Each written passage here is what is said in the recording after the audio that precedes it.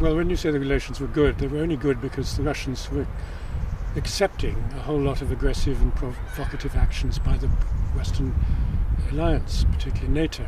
It wasn't that the Western alliance was being kind to Russia, it was rather the opposite, that Russia was being kind to the West. I mean, the whole expansion of NATO after the Cold War ended in 1991 was a big mistake in my view.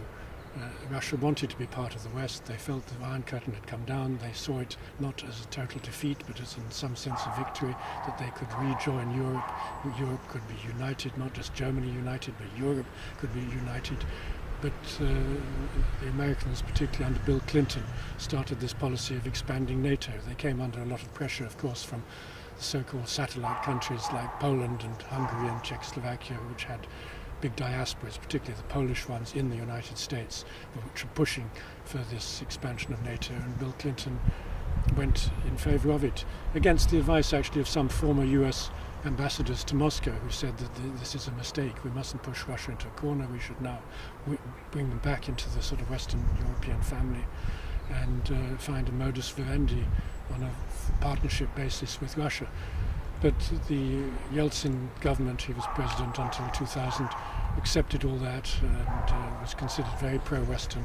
When Putin came in, he was also very pro-Western. He was the first international leader, foreign leader, to commiserate with the United States after the 9/11 events in New York and Washington.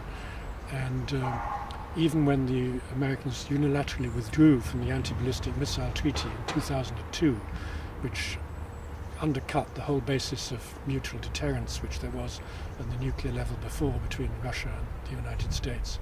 Even when George Bush Jr. did that, Putin accepted it. He protested, but he didn't take any action against it.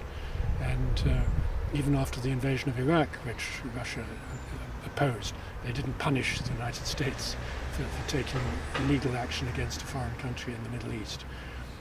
And it wasn't really until about 2006 when NATO started talking about expanding NATO to Ukraine and Georgia, going even further than they'd gone before, that Putin began to say, this is enough, we've had enough now.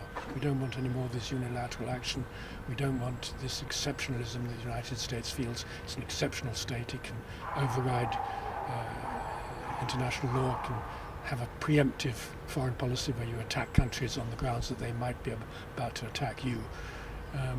Putin objected, and I think it's since that gesture of independence by Russia that the West has decided that they must push Russia down. I mean, I know we're talking to an audience in Latin America.